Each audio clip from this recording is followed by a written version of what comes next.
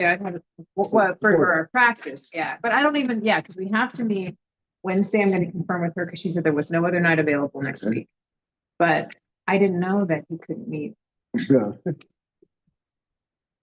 was like, can't meet at all. Like Until the end. Yeah, but oh well. He's an actor. Okay. So he's done this kind of stuff, so he should be fine. So we can ask him another night. He wants to meet at the church. You know, because this isn't available. Right.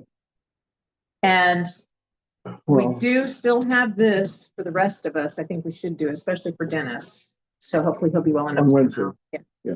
I would like her again before she closes. I was going to ask, probably maybe next Wednesday I'll have my wife come. No, good. I was going to ask that. Yeah, I was actually going to ask a friend of mine to join us too, just to sit and let us know. Of course, we have Melanie's mom. She's not going to do the whole time.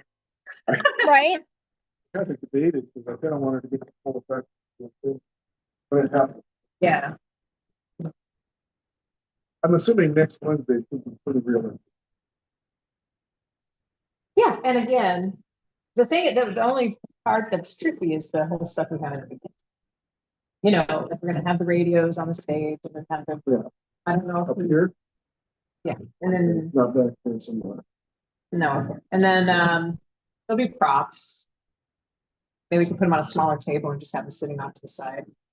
And then the radios will be there. The ad comes on to advertise the radio so people understand it's a regular radio. Or just play. I mean, if he sits in here, but he has to play it, She said we could use that microphone stand probably. I think that would be sufficient. We'll just give it a go today and see how it works. Because it's not a big stage. The only thing that will impact it is if 200 people show up. Right. And that might, with all the people, might cause a problem. But other than that, it's a really good space, great acoustics. If we move the table up closer where we're going to be talking. So anyway, the first thing is supposed to be the radio and the ad. The ad comes over, he's already going to have it pre-recorded. So he could sit here with one of the microphones and play it or whatever off to the side, the back. And then out will come out Joanna. She'll sit at the table, pen and paper, listen to the radio, play the recorded message. She'll write the letter and walk off stage, and Ruby. Now that's the transition is going to be, do we want Ruby to come on stage, or maybe we should just have her come out here and talk to people like this while we get the stage stuff? You know what I mean? Yeah, I think so. Yeah, because that's a character of Ruby. You know, I like that. So yeah, we'll be up close to the front of the stage. I think if we move the table a little closer and we're all sitting around. Well, I'd say move it as far as we can. Yeah, because it'll be like a nice intimate reading, The closer we can have it, more intimate it is. Yeah. And that's what I like about it. This venue, really, the more I look at it, because I've only been the first time. It definitely focuses this way. Yeah. And it has the feel of old. Oh, it's awesome. It's awesome. This is one of the best venues you can get for this. Yeah, it took a while for me to get here. Here's what Ben's saying. He's just on, where's Y Road? It's telling you. So we can't, do you want to try to move should we try to move the table ourselves? You give us permission to move the table, you have to go back. So we're up.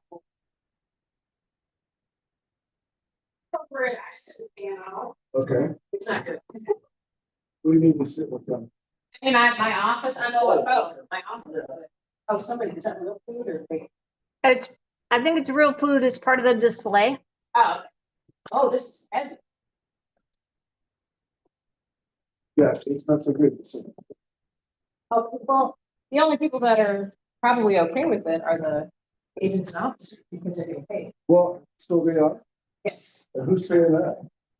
I just know they said officers and agent law enforcement were getting paid. None of the others. Right. I'm not an officer. That's the majority. Yeah. But well, I don't know if that changed though, because whatever happened today, I don't quite. Well, on the way here, I heard they tried to get pay and it got turned down. Well, they tried to expand it to the residents, like to more of it. Right. And because they couldn't tell the president Because the president wanted to pick and choose who was getting paid, they wanted everybody paid, but then that's another one.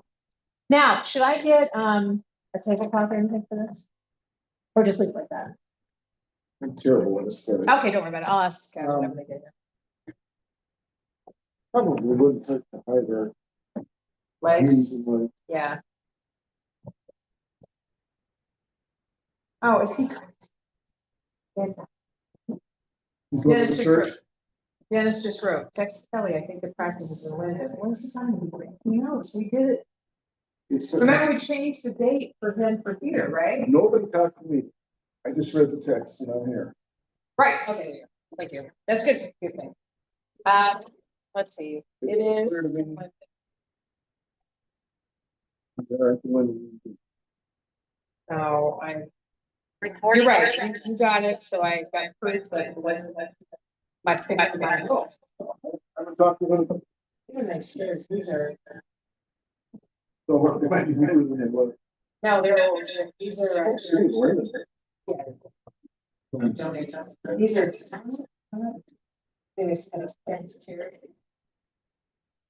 So,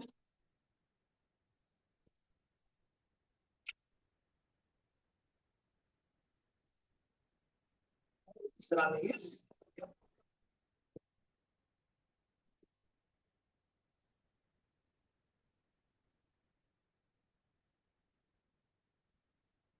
Remember, it has a thing on it.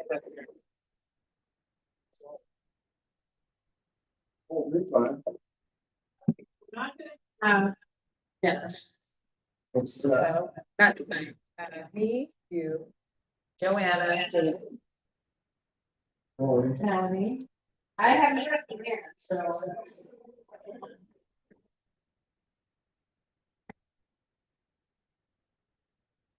Ben, oh, that's so good.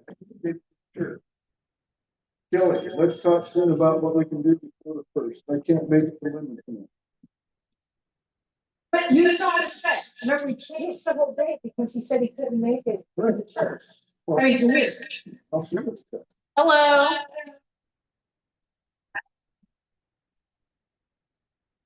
Okay, okay, so I'm telling him, I go, did I say something wrong? He goes, Kelly, I'm here. So you're obvious, so everything was clear in the instructions, right? Yeah, because we changed the dates. Hi, David, how you doing? I'm here. So we changed the dates for Ben. For here. But he does have today to write, but he's got the wrong. No, but I know, but the only reason we changed it to tonight, is because I said, Linda, we saved it for the sentence. Yeah. Okay, well, anyway, here's what I'm thinking.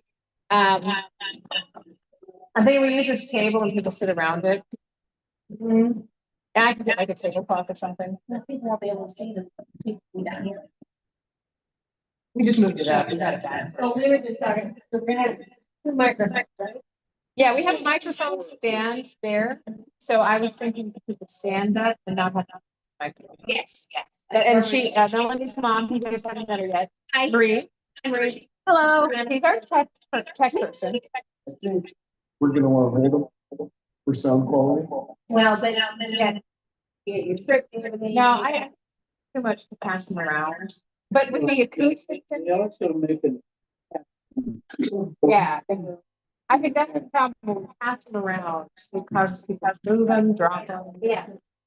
One year and then we just get up, and that means you don't have to be in the order, you have to remember food. Yeah. Yeah. Right. I hear you. I'm just saying, they're not gonna pick up near as well with that. It's really close.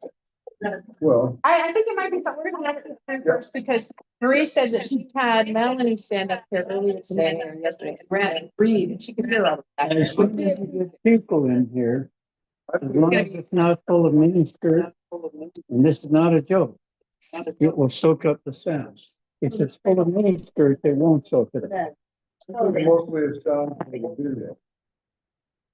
I think we're both. Which is why I had Melanie here earlier. Ask all the echo. I'm like, gotta figure this out. So now we have a meeting. And she was just talking without a microphone and I could hear just fine. So, but I do think Right, Ben? Yeah. Not that far. Say, hey, sure you want to stop, because Melanie's right. It's not that far. Yeah, Melanie's. Okay. No, Mark, no. Melanie's in here at 6:45.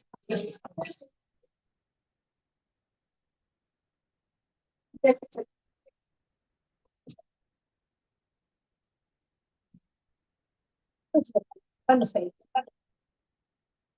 Both wider and wider. Now, I did think. I came up here to see I did think about going on Amazon and finding a folder. For me. You think it should be better? No, I think it's good enough because that way, I'm not looking at them, I'm gonna pick it up and go with it. Okay. If we had. Do we have- That was gonna, yeah. If we had two and. Man, he's the pro. The two theaters. And not only that, it's not on Broadway. But we're just reading that. We're just. it. That's the name of the street. Oh, yeah. I changed. Okay. But you kept the part you wanted. No, I changed the name of the street. Okay. Thank you very much for this. I appreciate it. This may be a hair different from what I gave you before because I gave it to you. Oh, no, I never got it. I didn't get it. She took it. She said she was gonna work with you. So, yeah. Yeah, because remember you said, don't do that. I'm gonna copy it and then we'll work on it. Anyway. So you're like, copy it. And you'll be pleased to know that the last paragraph is in. You still don't understand.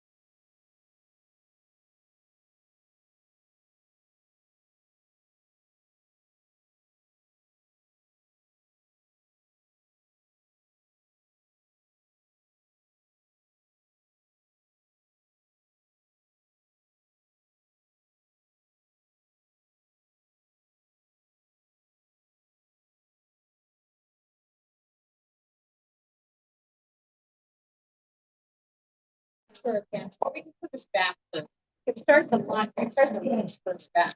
They don't have to be ready. Mostly the ones where we stand to. I mean, we can try to find a different table. This was just on the table. I think it's gonna be more comfortable for everyone. I don't think we should find himself by himself. I like the table and the tray holder drink. Okay. So here's one thing I'm gonna have on the table, the laminated list that Lisa Starr has compiled for all her research. She's identified about 305 of these people that did this, and of course, there are probably more. She's just going through these. Where did you know? Then I have this book going around, and it's old Bellingham Herald articles during the war. And then it has articles with Fitzgerald and then some copies of letters that I got. I'll add more to that. It goes by state. Alphabetically by state. Now, I told you guys how I just got the granddaughter of OWs in Canada. She has an eye issue, where she was unable to read anything, so she couldn't do emails. Yeah, so since she's gonna be calling in, and the museum that holds all of his archives are calling in, I wanted to do one of his letters. They're trying to figure out what to do with this. The daughter of female, it's the daughter of a guy, Joseph Burnett, he was POW in Canada, from Canada. And this letter I think would be good. Joanna, we want to read that one. No, it's fine. That's why she printed one, because I figured one for his daughter.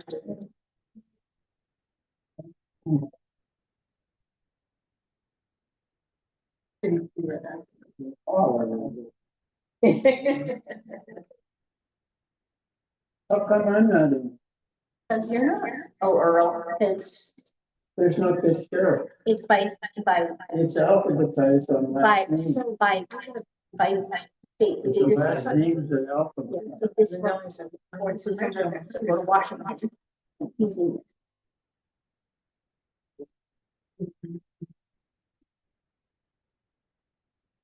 This is where his grandfather was down in Texas. Oh, there I am at the top of the list. Okay. Dyer, misspells. He's a Dryer, not Dwyer. No, it's a different A person. difference. Yeah. What can I do? So that person you're thinking wasn't the radio relayer, it was a family member. Yeah, so that's it's confusing. It gets confusing on that because I thought the same thing when I saw Dwyer and someone else. You're not, I'm confused. Well, and it's a confusing issue, but I finally times to tell my mom. She's like, Somebody whose first name is ineligible. No, illegible.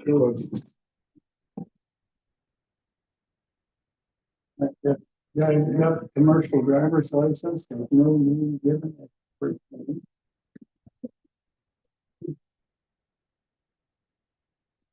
well, immigration wise, please have passports that say first name unknown, Yeah. last name unknown. Yeah. I think after 9/11 it stopped. CDL? To get a passport or a visa. Yes, but I'm talking about driving 100,000 pound vehicle. That's around easier to the track. do. Yeah. That's what. And then sometimes you see people with language not photos that were, they had no standardization. Yeah. Yeah, this could work.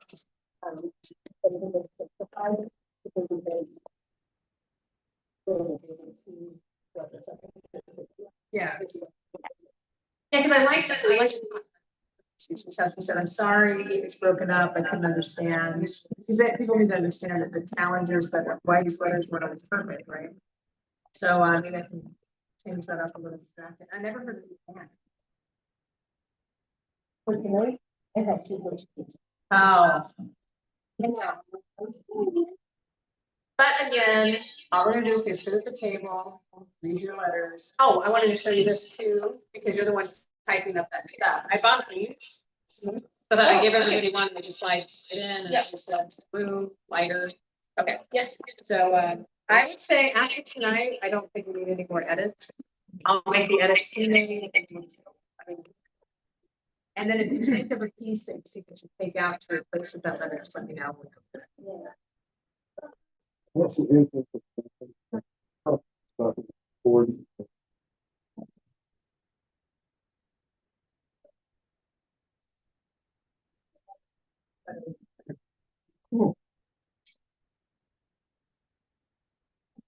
Compliment you on the board.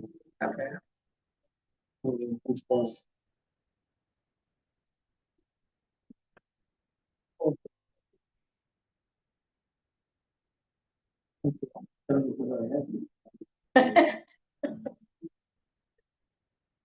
I'm just glad it's not me, because I'm I'll erase myself, so as long as I'm not the only one that's.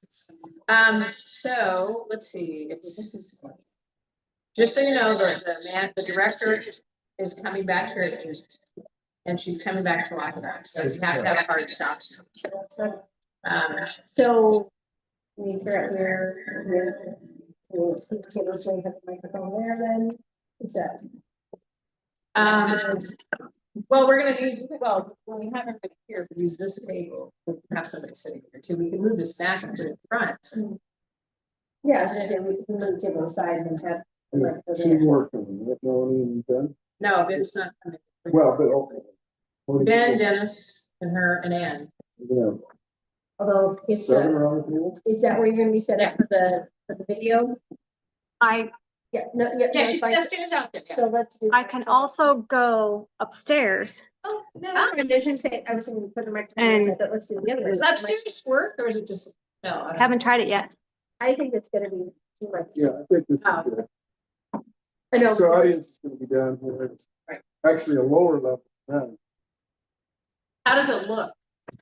I zoomed in. I think if we put the microphone on the stand here and shoot the table. I am talking to you. I might. Or do you think we should move the table back a little bit, the microphone in front? I think that's too distracting. I think to one side is. Okay. We can go. I did turn all 4 of them on just to see how it worked. Do we have more than one mic stand No, available? Just the one mic. she don't know. Only mic. Everything else is not set up. If that's the issue, This is the one that's, let's put the microphone here and speak to that. No, it's- what that should happen.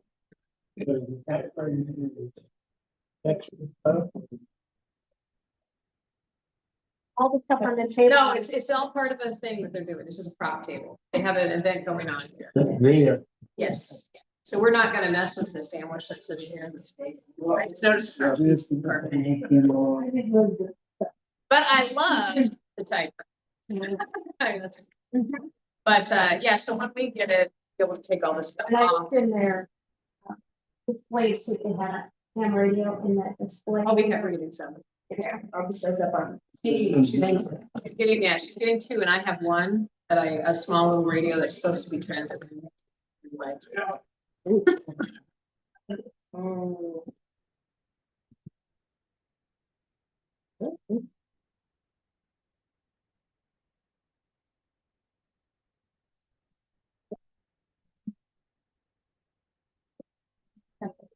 The other direction. Okay, or you can just turn, pick up one from the screen. Yeah, and since Melanie will have her husband, we can ask him to stand in the back and listen to see how it sounds. The microphone. The microphone is something up to the 6 or 8 feet. That might fall Oh, good. It's you.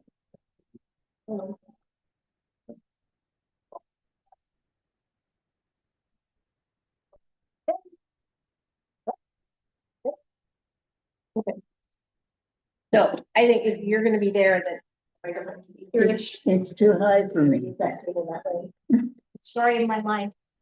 Like, everything's always on. Oh, yeah. Well, where else should we put it? I know. My husband's 6'6". There you go. I guess you knew something was gonna happen. And I'm no longer shy about going. that's right, her mother was 4'11". Right, for me. She's 4'11". Did anybody need a copy? Oh, but Lex, two, Lex. Chuck. Anybody need a copy? Because I printed it too. Copy of. If you have one, I'll give it, if not, I will. Here, there you go. I brought. I brought this in for Ann. She wanted it as a prop. Okay. Okay, so it's gonna read Dennis' part. And then David, do you want to read Ben's part also? Should I just read? That means you gotta look for Ben. Here he is. And I can read Ann. And I think we got everybody covered. Yeah, you'll see it. It says here, Ben, a radio commercial is played, C script. This will be. No, he's supposed to pre-record it. Don't worry about that. He's supposed to pre-record the ad. I don't think he has. Oh, it's not a speaking part. It is, but later. Yeah, he does, no, we play it at the beginning. You won't see him, he'll play it off of his phone, pre-recorded, and it's an ad for the radio. So when, Okay, so let's move it that way a little bit. And then we'll practice. so we don't want to just move the microphone over more. Well, we got, if the people are here, You thinking we're gonna sit? we're gonna come up and talk. That was- No, let's talk. For the forum, Yes, why do we have the microphone? We just talked about that, about having the microphone on the stand. no, I wanted the microphone on the stage just to help Oh. to get it out there. I really. I don't think you should stand. A technical question, maybe you know. What is the nominal range for this mic? But some of them are like this. Well, she said and some- If you're too close, you'll get feedback. Okay, Back with the mic, let's keep it. yeah, I said that's one. Your mouth. Why would it get a That's what they feedback? don't expect. That's what they told her today, so we can just try it. Oh, we just have to turn off. If- From a staging perspective. This tape is too big. It's a little button on the left. It's the little button on the So easy to see. mute. Don't assume. No, I mean, I. It is small, yeah. It's on. It doesn't, oh, there it goes, it turns green, look. Oh, try it. What turns green? Oh, the little, No, it's green. the screen doesn't change. I'm pushing the mute button. Hello, test 1, 2. Hello, Push it test. again. Oh, no, we're- Hello, test 1, 2. I'm sorry, what's your name again? Marie. Marie. It's your Hello? sister's Hello? name. Hello? Oh, they all have to be on? Well, It's just a group. Probably need, try it.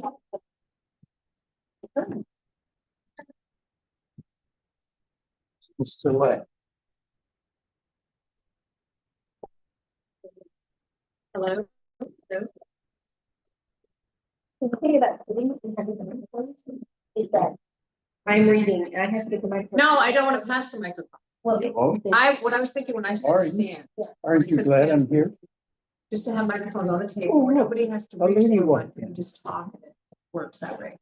So we can try that first to see. okay, That's not working. I think to get the best sound. Wait a minute. So where's Hebert? Up for the moment. All the way in the back. I turned on all the microphones and I turned up the volume. One is not. This one doesn't, that's something's, it says group 15, channel 6. Mine does. This says 11:6. They're probably, Battery is almost dead. Oh, my battery's full. probably the. That's mine. That's the way I read it. Mm-hmm. So we're on 11, channel 6, 5. What channel?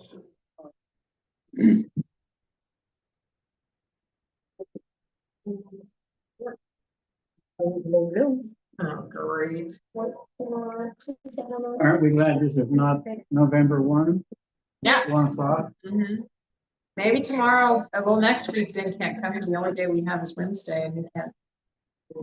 He's just gonna, Or he doesn't do it, and if he can't be here, I know, yeah. then it's like, I kind of wonder. Is he doing we this will find time? something, you know, we can find. Just say, we just did it. She had she tested on number 1 when we were here this morning. Mine's 6. Oh, they're on the bottom. Mine's 4 then. You know, it says it too. It says it's on channel 6, but it's number 4. Maybe this one's on channel 6 as well. So Google 11 here. Oh, let me try to take them your group. Oh, there we go, now this one's on. Group 7, channel 3. Hello. Oh, there we go. Yeah. Can you hear it? Is that you, God? How is it? Hi. Hi. It's a little. Oh, we'll have to talk louder. Turn them up. And I was thinking you. Hello. So the slider on number 1 I think it's all the way up. What channel and group is that? There's a speaker. I'm just gonna go. Oh, Make sure These are all it's- yeah. Yeah. Okay, you just turned it up, I think. This is 3 and 5. 5. That's louder. No. So these are Doug's. Oh, this is channel 3 and 5, and it's almost. Okay, 3 and 7. 6 and 11. 4 and 6. Yeah, so we need to figure that out. And I don't understand the group. It's, Assume they're grouped together. okay, so let's work on these, because we only have the one microphone. Yeah. Which means we need to stand up at the. Let's see how it goes. I mean, It's not gonna work if somebody's sitting here at the microphone. I need to know the pickup pattern. Some are unidirectional, some are high. Have you ever seen, on YouTube, the letter reading with the, I went to a letter reading about the computer. No, They no. did not get up. they were, We sat down. They each had a standing mic. I say 7 and 5. but they each had, I don't remember, sorry. I'm 7. this was 11 and 6.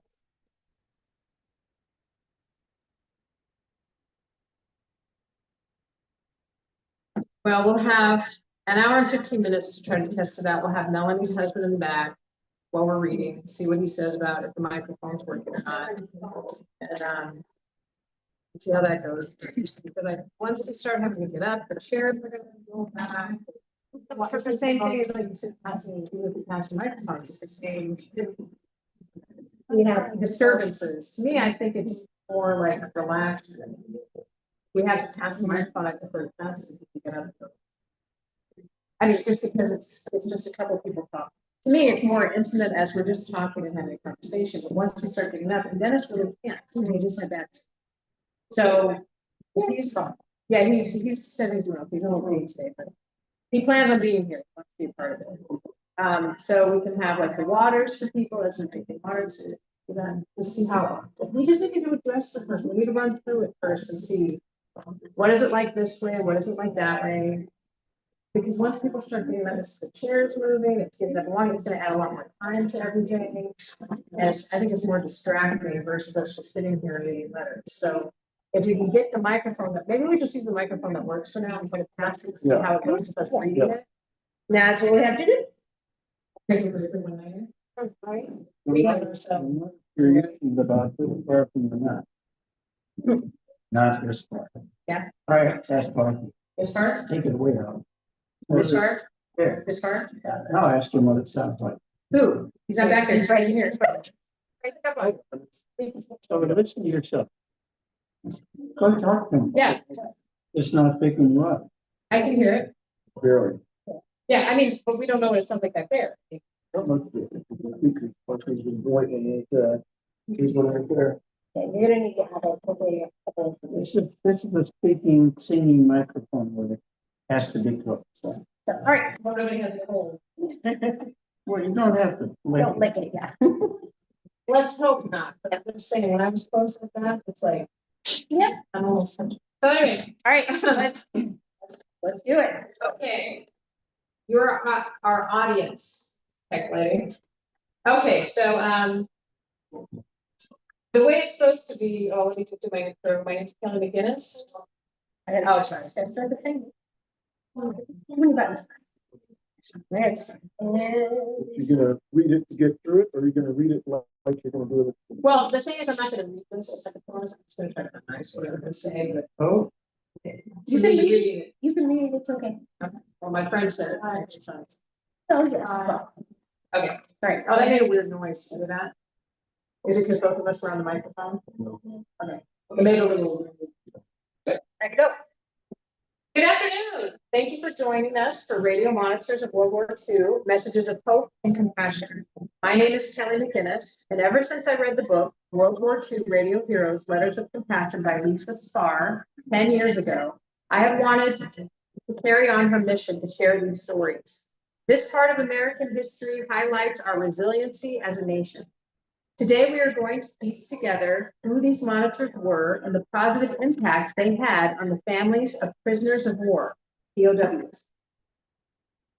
We're referencing 3 books today. Lisa's Spar's book I just mentioned, Waves of Hope by Mr. Ronald Edward Negra, and another book written by Mr. Earl Archibald Fitzgerald in 1948 entitled Voices of Hope. Mr. Fitzgerald lived in Bellingham and Linden, Washington when he was a radio monitor and was featured in the Bellingham Herald regarding his support of the press. He is portrayed in this presentation by actor David Law, who will be reading excerpts from his book, which gives us a detailed and very eloquent glimpse into the motivation of radio monitors. Actor Anne Damani will be playing the role of Mrs. Dawn Yant, also known as Ruby, who is mentioned in World War II Radio Heroes and appears to have been a very dynamic and determined person for her time. Each book helps us to learn about the people themselves, shows the friendships that developed and lasted for years, and how humble and compassionate all of them were. Both Miss Spar and Mr. Negra will speak about their individual journeys and connections to this part of history, and a question and answer period will follow. We also want to thank the Linden Heritage Museum for allowing us to use this beautiful facility, the Spark Museum for loaning the radios on the stage, the Linden Clare Theater for loaning us costumes, Miss Marie Matson for tech support, and Mr. Nanha, who will be able to answer questions regarding shortwave radio after the presentation. And of course, all these amazing volunteers, most of whom I didn't know previously, but heard this story and were just as passionate about telling it as I am. There are also tables with various displays. We have refreshments. VFW are providing cookies and a lot of the, I'm sorry, I'm struggling, blah, blah, blah, blah, blah, blah, blah, blah, blah, blah, and pasta. So this is where we would hear, my thought initially was to have the prop radios on the stage. We wouldn't be here yet.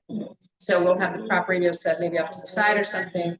And then the radio ad would come on so people make the connection. We're not talking shortwave radio, which a lot of people think, that we're talking back and forth. We're talking ham radio. Where people think we're talking ham radio. So a lot of people think that's what they envision, but we're talking regular radio for the home that had shortwave capability. So I wanted to make that connection. These are the radios in the homes that they're listening to, because my mom keeps thinking that. So then that makes that connection, and then you come out. Okay, so. Radio. So, why don't we all go through the radio? Yeah, I think it's part of our. That's kind of put up for it.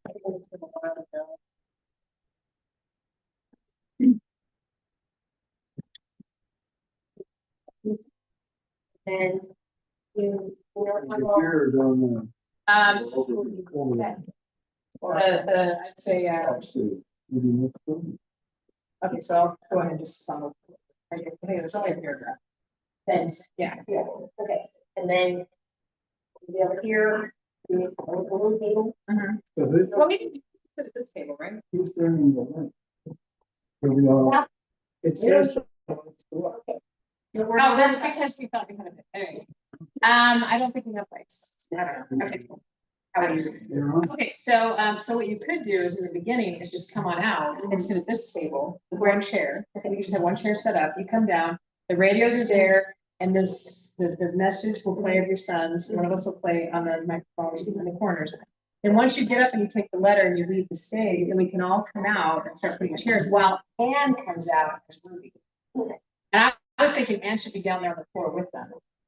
That way we can move the chairs kind of. The only way on the other way. I think we can have the chairs there already. Mhm. If anyone feels, Yeah. Oh, yeah. move the chairs. Yeah, I mean, it's kind of like a simple, but it kind of ties it together so they can start to piece together what the radio is. You're listening, a regular person at the dining room table takes off with the letter. She comes out and does her spiel, which has totally changed a lot. And she might not even need a microphone down there. It's pretty loud. Yeah, she's got a strong voice and there's a lot of acoustics. So you start and do your stuff and I'll be done there. You finish. The radio, yeah. I'm gonna come out and turn the radio on. Hold on. I got it. You guys have to wait for that. Yeah. All right. You finished. Gonna walk out, play, here. We can turn on the radio. And then I'll sit down with a piece of paper and go radio ad. Radio ad. Radio ad is going on. Hey, there's some radio, transatlantic stations, selling this much money. You can get all these service stations and do this. And it has this number tubular increase and upgrade, and it's a really great thing. And go get your radios now. Right? And oh, then I walk up. Oh, wait. Oh, I got it.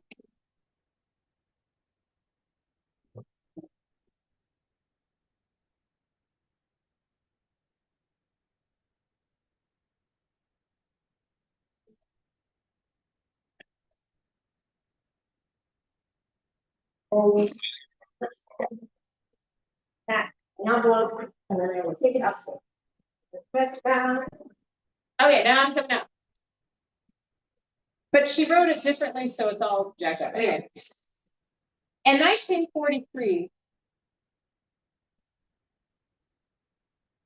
In 1943, the idea of shortwave amateur monitors club came to me after I advised the parents of a boy that the Reich broadcasted over the radio stating he was a prisoner of war. The parents of the servicemen mailed me a list of other people who had also advised them of the location of their boys, and I immediately conceived the idea of writing to these people, everyday people, just like in this room, asking if they would care to organize. Before the monitors were organized, each person who listened to the shortwave hookup sat glued to their radio every night and sent out messages, which often kept them up until small hours of the morning. Now, each member is assigned nights most convenient to this work and limitations, his or her work and limitations. And it's no longer a confining hobby, but a useful one. Membership is open to all races and creeds who are willing to sacrifice time, energy, and whatever expenses incurred in carrying out the object of our club. No one is permitted to accept funds in any way for the services given in connection with the work of the organization, and will lose his or her membership if they attempt to solicit fees in any manner.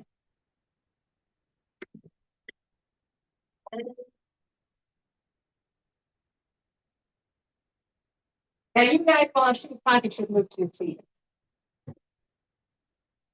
There was a section that you didn't need in your notes. There was one. There was section after me that you have here, the article about business and working by we introduced Ruby. Oh, okay. Can you read that just for timing? Yeah. Ready? Go. January 19th, 1944, from an article entitled Parents of War Prisoners Aided by Shortwave Club and Lima News, Lima, Ohio. Mrs. Dawn Gant, known as Ruby, the article stated, she has the perfect combination of friendliness, tender spirit, upbeat attitude, and resourcefulness about technical problems to inspire her troops. And she was funny. And that's her thing.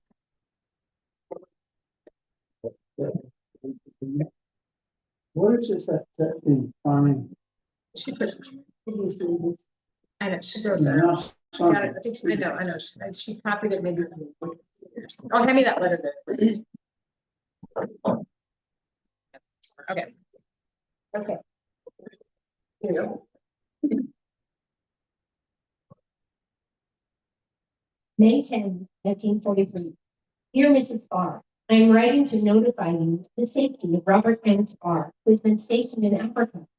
Saturday night, May 8, 1943, I listened to a broadcast overseas by the Germans from Tunis at 9 p.m. called Calling Back Home. They read messages from the American boys captured by them, and Robert was among them. His message to you was that he had arrived safely in Germany, was well and in good time, and also you are not to worry because he will treat you all right. He will write to you as soon as he can, and he is going to a camp somewhere in Germany. The messages were all written by the board and then read over the air by the announcer.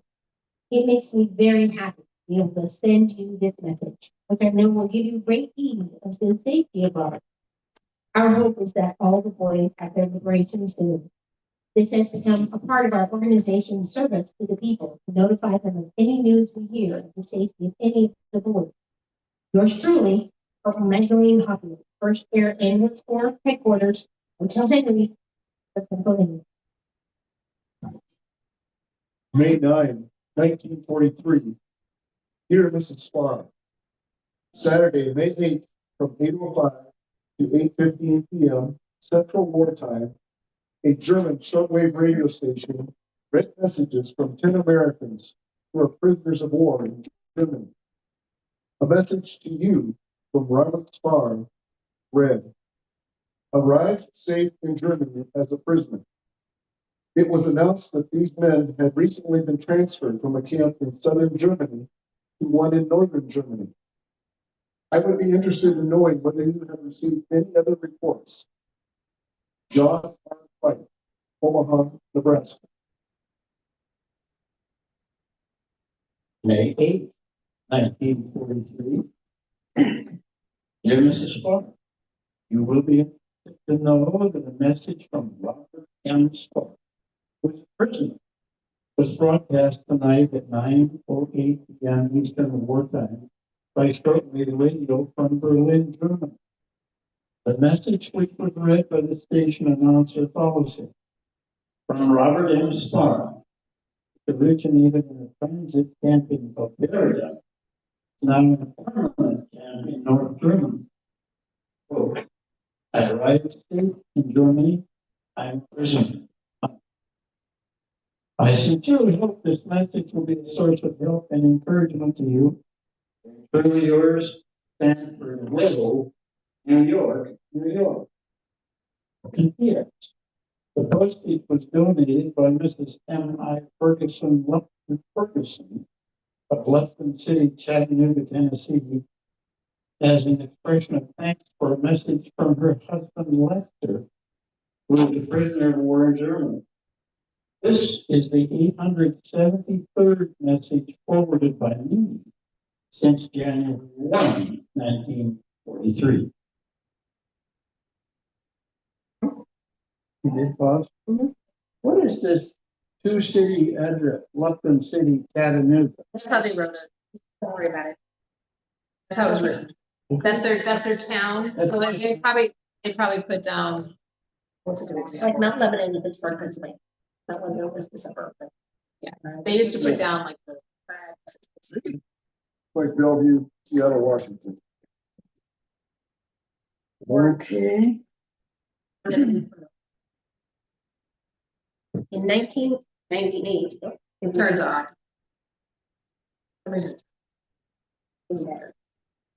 better used.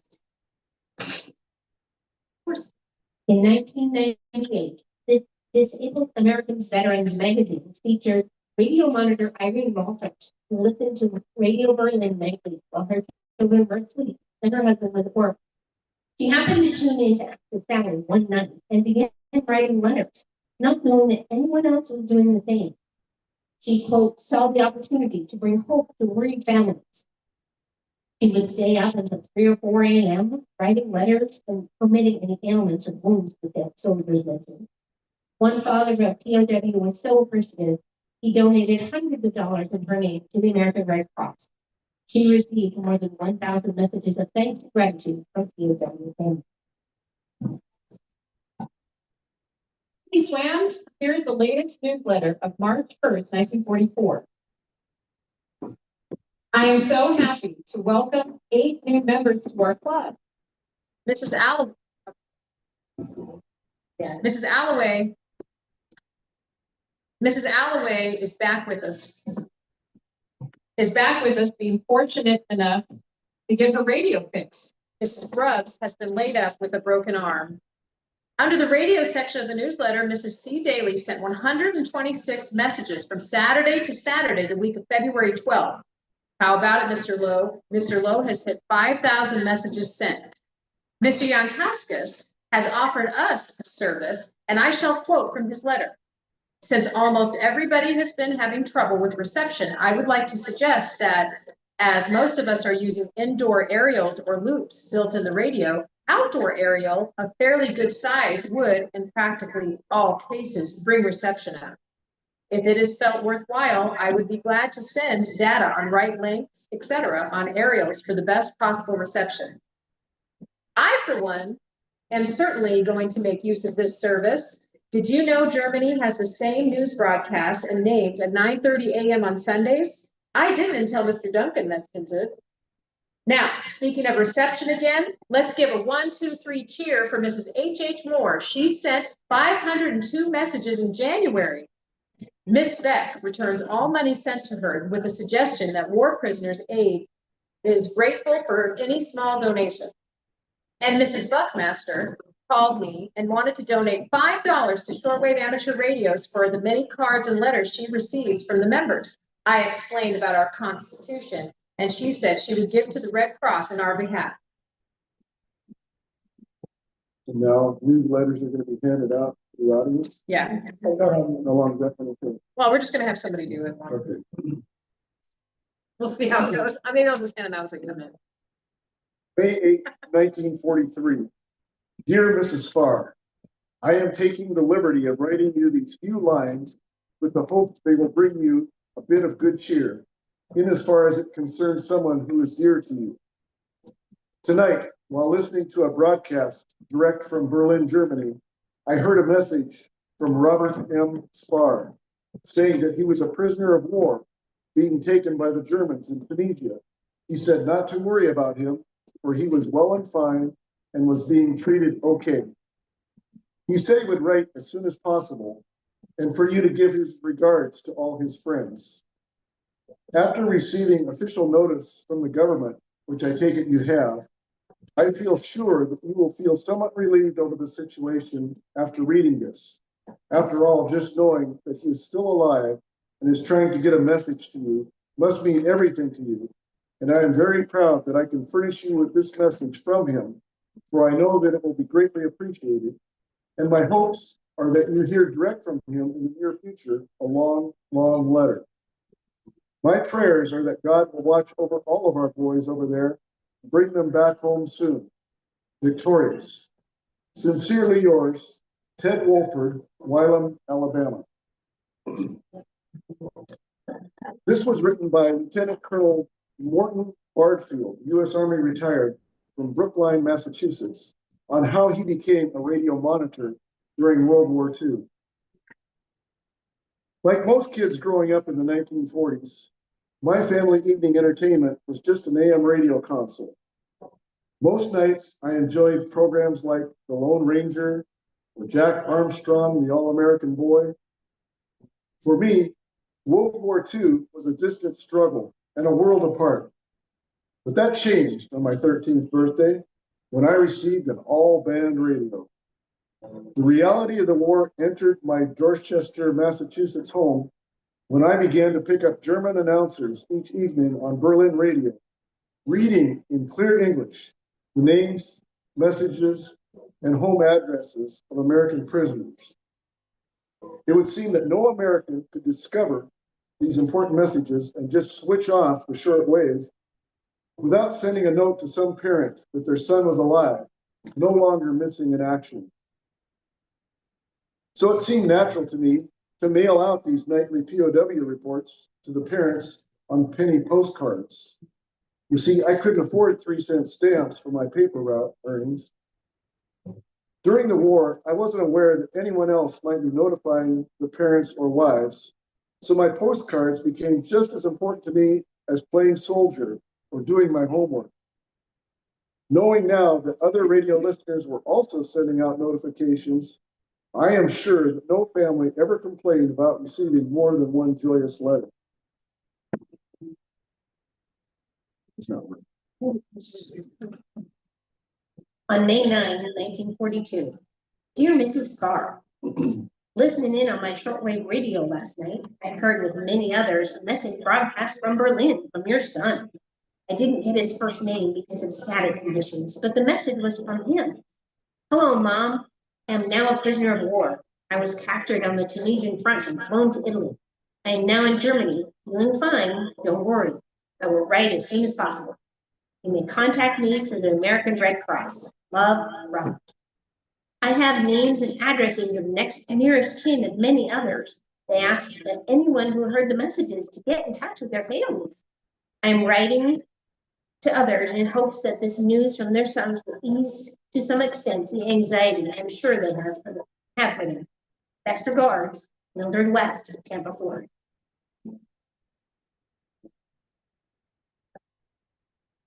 Not to me alone was given the privilege of hearing those voices as ether-borne messages and translating them from a voice traveling through space into a message of hope and joy for the many who had waited and wondered for trying months for some word from those loved ones.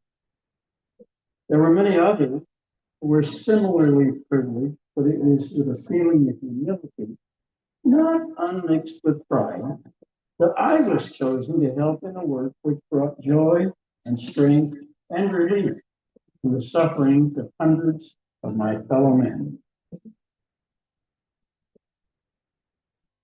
An article in the Gallup Independent, a Western New Mexico daily newspaper, acknowledged two radio monitors, a mother and daughter team, Mrs. Georgia Gardner and Muriel Fishburne of Gamerco, New Mexico. The article read, patriotic service, which attracted little attention locally, but has brought comfort and joy to many homes all over the United States. To many families, it was the first word received after Pearl Harbor or the subsequent fall of the Philippines to Japan. They received more than 100 letters of thanks, including postage, postcards, and small gifts to show their appreciation for the work they were doing. They became involved in POW message relay when by chance they picked up a shortwave broadcast from Tokyo in which POW messages were being read. We have been cleared by the Federal Bureau of Investigations and are permitted to continue our good work. The organization does not solicit or accept contributions as the focus and wants it known that the members are solely interested in aiding the civilian morale. Also, this last item, a mother here in Lima received a bunch of mail from the government. It was from her son, who has been a Jap prisoner for 3 years. These letters were found in their headquarters and were all addressed home, but had never been sent out. One started out, this is the name, and then a lengthy letter. The government told the mother it was probably a letter written for a broadcast. Keep the letters rolling in, and we shall all stay united. Bye now, Ruby. May 9, 1943. Dear Miss Farr, this is to inform you that I heard the following message from Robert M. Farr, broadcast at 9 p.m. Eastern Wartime, May 8, 1943, via shortwave from Germany. Arrived safely in Germany as a prisoner. He is being held as a prisoner of war, POW. Hoping that you get in touch with him soon through Red Cross. I am sincerely, Flavius Jankowskis.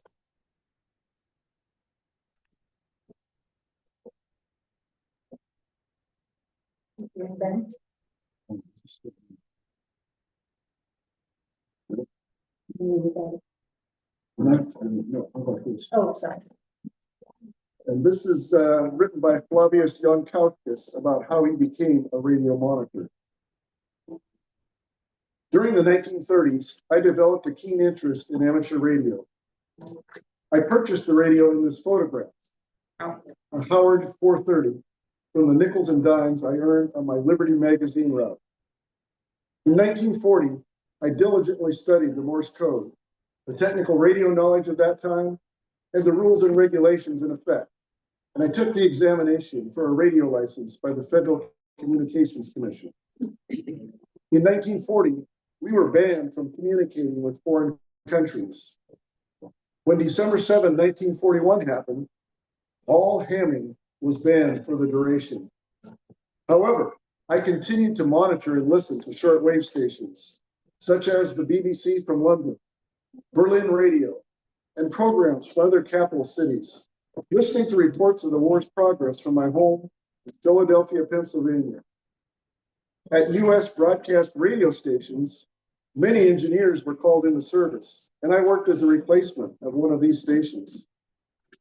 It was during the time of listening on shortwave radio that I heard the POW messages over Berlin radio, and I started sending notices to families of the POWs, often receiving a response of gratitude for the news. In mid-1943, more than 45 listeners, including myself, were organized by a Mrs. Dawn Yant in Ohio into a group known as Shortwave Amateur Monitors, SWAM. Mrs. Yant assigned several of us to each night of the week to monitor the enemy radio stations so that no POW family would go without notice. Mrs. Yant also shared the latest in radio news, techniques, and member news via monthly newsletters. Following in the steps of the servicemen I was listening for, in April of 1944, at the age of 17, I joined the Merchant Marine and started sailing ships for the war effort. Signed Flavius Jankowskis, amateur radio call sign K3JA. Dear Mother and Dad, I am well, and I hope you're well. I am unhurt. Please send warm clothing or anything the Red Cross will allow you to send. I'm all right. Love, Joe. Well, that short message flashing at Hi. It's- Oh, yeah, I know, and then yeah, the purpose of the picture. But I just, yeah, I call it. Okay, I'll just leave it, yeah. I look vaguely familiar. He knows who 2 you are. weeks ago. He knows who you are. Hey, can you do us a favor? You're a guinea pig. Our microphones aren't working right now. They're The not. batteries died. Anyway, there's a few things, but anyway. Can you go back and read, and let us know how it sounds? In the corner. Middle, Like like in the middle. the middle, it's a chair. It's a chair. Without microphone. Yeah. So because it, no, pick a chair in the middle, right there where you're at. You sit down. But we kind of need to know how it sounds. Okay. Sometimes this microphone works. Where'd it go? I have my October 10th. Oh, I got it. I got it. Okay. I gotta use the. This way. Okay, this way. Oh, They told us that. Oh, that's right. Without the microphones when David's speaking, his voice is projecting this way. Yeah.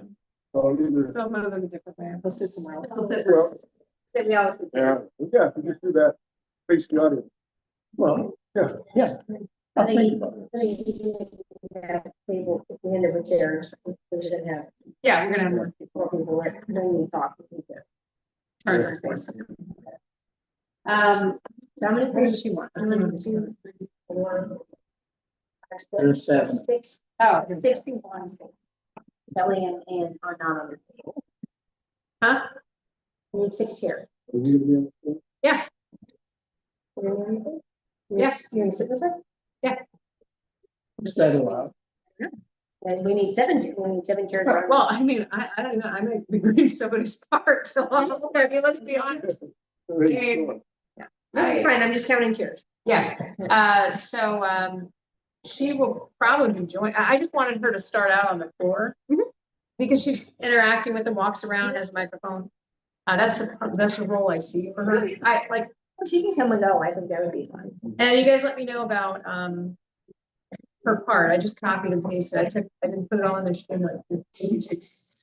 So if you see something in what she says that doesn't seem right, and you think we should change, just let me know and I'll change it tonight and then we'll just be done. How's that sound? So that next week we just go with whatever we have. You know, so as we do and spread, that's all. So just, Oh, she's not gonna be reading her part. I hope she's going to be, but she's not here. She sent me like. She sent me like 3 or 4 pages. And I said, this is too much. We're already at 60 minutes without this stuff. So I just copied some of it, I didn't put it all in there, but I put it in different sections. Okay, here you go. Oh, here's hers. Melanie, we are on page 7. We're just getting into David's part. He's reading Ben, Mark's reading Dennis. And I'm reading Anne. Oh, you're not reading, first just reading. And Oh, we're just, pretending. Yeah. We're pretending. yeah, the microphone battery died. Behold, But Melanie, just so you know, I was sent Anne's write-up last night. Okay. So I just kind of threw in, she had a lot, she had like 3 or 4 pages. So I just took certain sections. So make notes if you think that there's something that should change, but don't let her know you need to pause it because we're trying to get the time. Okay, we're pretending. Okay. You ready? All right. All right, David. That short message, flashing across the thousands of miles of land and sea, hanging for a few brief moments in the atmosphere and then lost forever, was destined for the ears of an anxious mother. A mother who, although she had not heard from her soldier son for months, had clung stubbornly to the hope that somewhere he was alive, and to the faith which kept her praying for his safe return. Well, the message did not reach those ears. Within a week, it had passed the lines of the officer who read it. With the joy and thanksgiving that it brought, came something else. The realization that she, in her vigil, was not alone. That there were other eyes and ears who were offering their help freely and gladly, in the hope that they might be of some assistance. That short message, which traveled halfway around the world, was accepted. Its words of cheer and hope were forwarded to that mother from all over the world. From a flyer in China, from another flyer in New Guinea, from men on ships at sea, men fighting in the front line, and from people like myself who were serving in the way we knew we could serve by restoring the faith and hope that were so greatly needed. That message, which I received on the morning of November 16, 1942, was to be the forerunner of thousands of similar messages, which I was to send all over the United States and the Dominion of Canada, which also was to bring back to me messages of friendship and joy and gratitude. Letters from dear friends, most of whom I will never see. Letters which strengthened me in my purpose to carry on the work which was placed in my hands that November morning, which repaid me 100-fold for the hours and days of time spent. And in the knowledge that I was able, in my small way, to bring happiness to many thousands of people like myself. To others like myself, advanced in years beyond the age of active service, but with 3 grown sons out there doing the job for me, it was closer.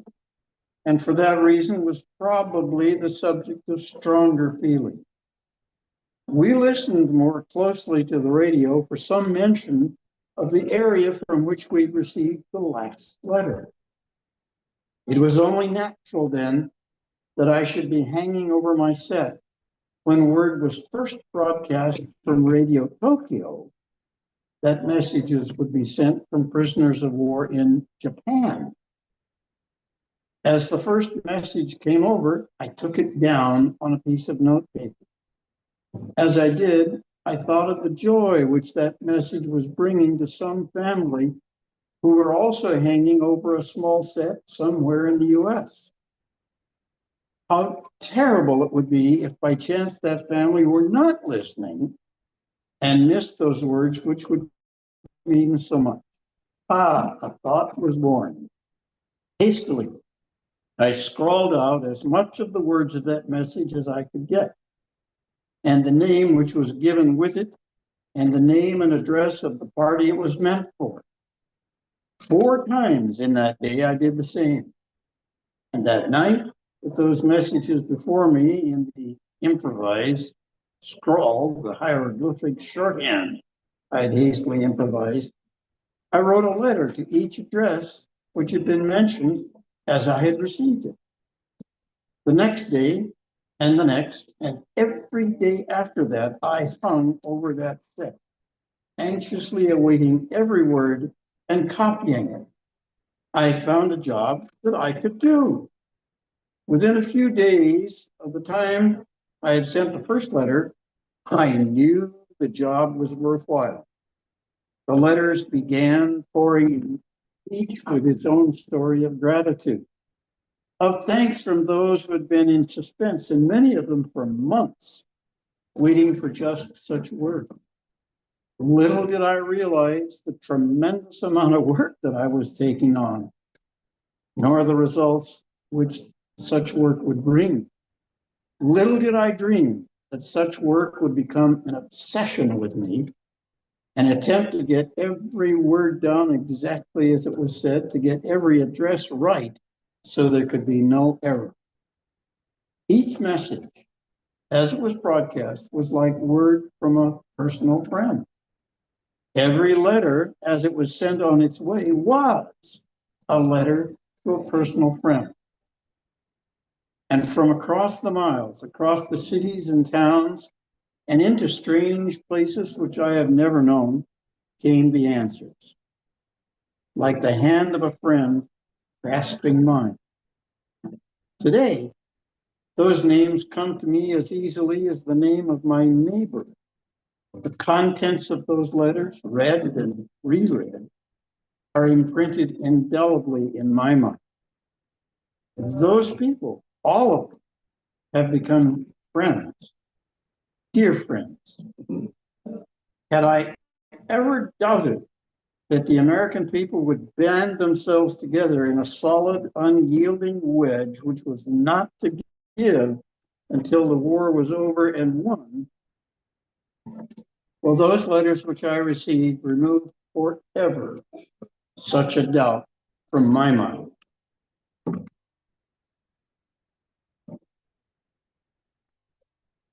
October 1943. The American Legion magazine had an article that warned radio listeners and those who received letters and postcards about these radio announcements to be wary of such communication because American officials were aware that methods of propaganda were being used. The information at times was faulty and meant only drawing more listeners. The American Legion article laid out the official and unofficial processes whereby families could learn about their loved one's status. The War Department received information from the Red Cross, the Protecting Power, Vatican, and intercepted radio messages. This is an excerpt from an article in the Sacramento Bee from 1982. It lays out the process from a Japanese prisoner of war camp as told by two prisoners, Francis Gabor and Frank Wayne Hoover, who were detained at Camp Yokogawa, Osaka. I can't say that name. The full article is on display at the front of the room. Well, the messages were given to Lou Sonntag, a Marine who was an interpreter, for delivery to a radio station outside of the camp. At first, Gabor recalled, he thought the Japanese were offering the messages just as a morale booster. He did not know if they would reach the families. Hoover recalled that the Japanese picked a few prisoners at a time to send messages and offered them a standard choice of messages listed on a punch card. They did it to placate the Red Cross, he said. The Japanese and German captors often would provide embellished and fanciful descriptions for the POWs to read. Cecilia McKee received the most egregious example of that type of propaganda in May 1943, as read below. Or next. May 9, 1942. Reference to police and left lady, page 39. My dear Mr. White, I hope this letter reaches you safely, as I am not sure I have been named that, but will broadcast by shortwave radio from Geneva, Tokyo. 30 a.m. and again at 11:50. When messages were sent from American civilian prisoners of war interned at Santa Tomas internment camp in Philippines. same police broadcast every night. Trying to get the messages important in order to relay them to the families. Due to the poor reception and difficulty of understanding the Japanese accent of the announcer, I am not always able to get complete and accurate messages, but I send on what I can. This message was addressed to Mr. and Mrs. Horace Luckman, but I did not get the names of the city and state. Your name was mentioned in the message, and so I decided to write to you. Will you contact the family and send them the entire message? Dear Mother, how are you? I think of you constantly and hope that you are both in good spirits. I want to allay your fears as to my health and safety. And I live well in a small community of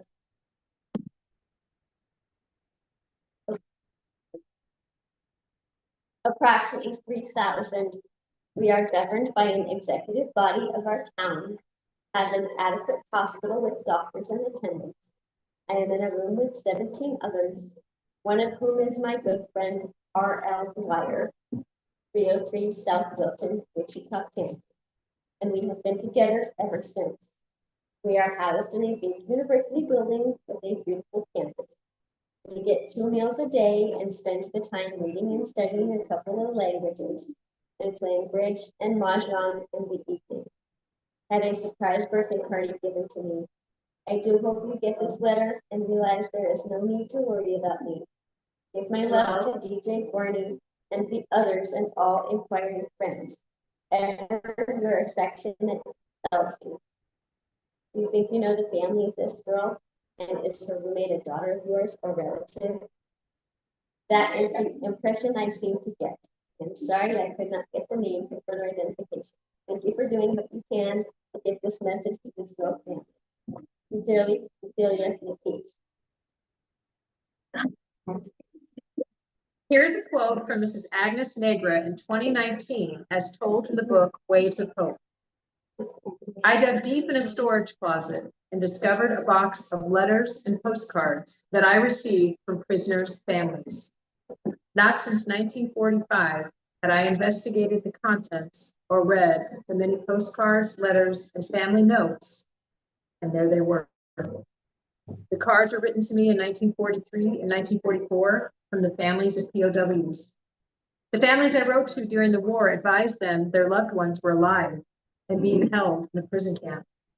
Their jubilant responses telling me the news from my letters was comforting to them.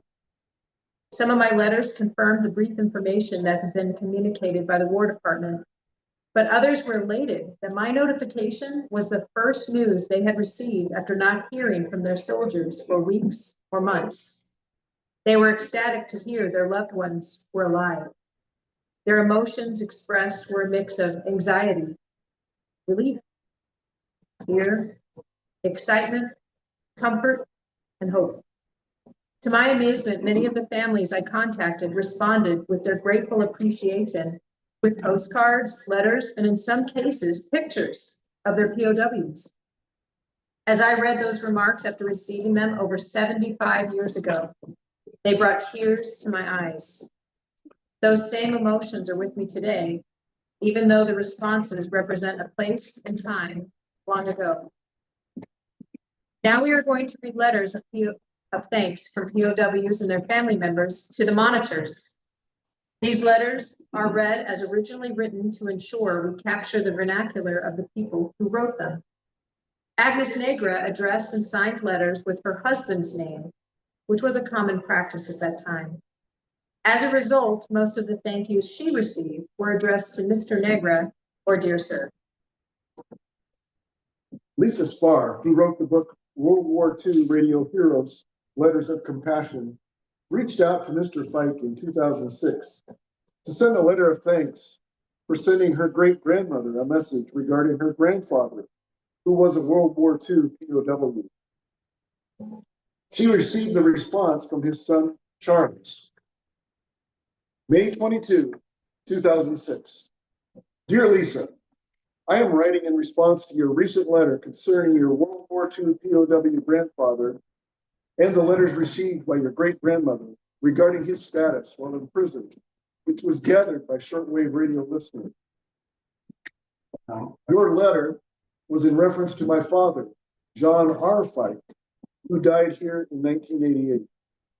The war days were the days before television, and we, like many others, would gather around the big radio in the living room in the evening to listen to Jack Benny, Fibber and McGee and Molly, Edgar Burton, Charlie McCarthy, etc., and all the serialized programs. However, as you now have discovered, my dad also listened to shortwave and discovered that the Germans were allowing American POWs to broadcast short messages to home.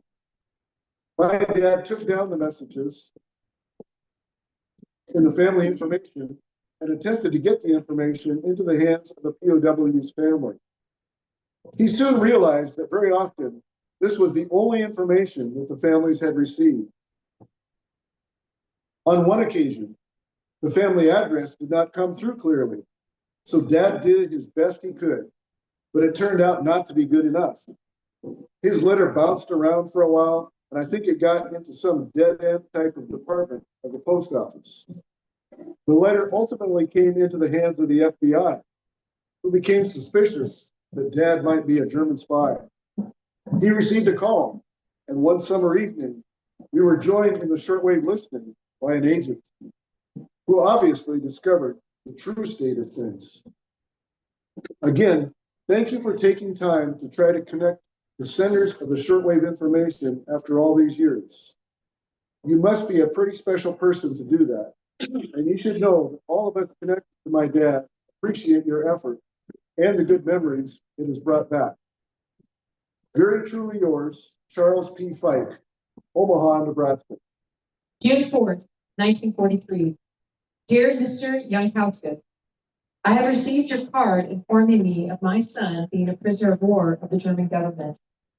Thanks a million for your kindness, writing. It has made me feel that I have made many new friends in my hours of need all over the country, as I have gotten many such letters and cards as yours from different people, all of whom I have never known. It feels wonderful to know that there are still people in this topsy-turvy world with hearts. We did receive a telegram from the War Department on Tuesday, May 18th, just a month since he was reported missing, around 4:30 p.m. Central Wartime, informing us the same news you sent me. We did not hear from the broadcasts as we have no shortwave It just went off. on the radios. We have, and so confirming, blah, blah, blah, sorry. My family and I feel sure you are helping the government in the war effort by contributing to the family's information, and that is greatly appreciated. My family and I wish to thank you once again and enlightening our hearts. Respectfully, Mrs. Rose Palinka, Grand Rapids, Michigan. P.S.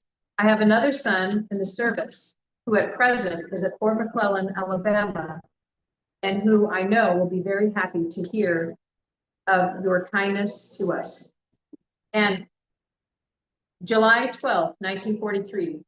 Dear Mr. Fitzgerald, I wish to thank you for your kindness in sending it's the battery's dead, that's why. Battery's dead. You better. Yeah, it looks like oh, okay, because all of it was already different. Okay, go ahead and hit play. Oh wait, I'll start over with the end. I wish to thank you for your kindness in sending on the Japanese shortwave message from my husband, who was taken prisoner in Hong Kong. It is the first word that I have had from him since last August, when I received a letter written from the prison camp at Hong Kong. Your letter has made me very happy, for I have been waiting for so long for just one word, and here I received your message and many others. Yours was one of the first to reach me. Today I received 6 more, and the information is similar to yours. I was up at Seychelles at a summer resort here on the coast last weekend, where my 2 teenage girls are staying for the summer. They were thrilled to hear about their daddy. At Seychelles lives a Mrs. Hook, whose husband is Major Hook, also a prisoner of war. She was very grateful for your message as she did not have any word. I gave her your address as she wishes to write to you. Thank you again for your thoughtfulness, and I know that God will bless you for your kindness. Sincerely, Gladys Thompson, Vancouver, BC, Canada. Dear Mr. Fitzgerald, a million thanks for your last two letters. Your first one put me on guard for a broadcast. People heard it at 8 p.m. and phoned me at 9:30 when I came home and suggested that I might hear it at 11 o'clock, which I did. It was certainly a wonderful experience, although the next day I had a nervous reaction from all the excitement. As a matter of fact, I've just now fully recovered from hearing my husband's voice over the air. I am so glad that you heard him, for I feel that you are a real close friend. Pauline just phoned to tell me that the postman has left a load of mail from the States, including a disc recording. Isn't it wonderful? Thank you again for your lovely letters. Best regards, Mrs. Thompson. October 1943.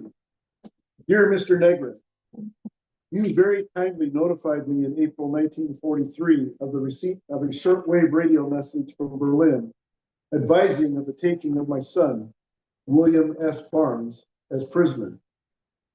It may interest you to know he is in a German prison camp.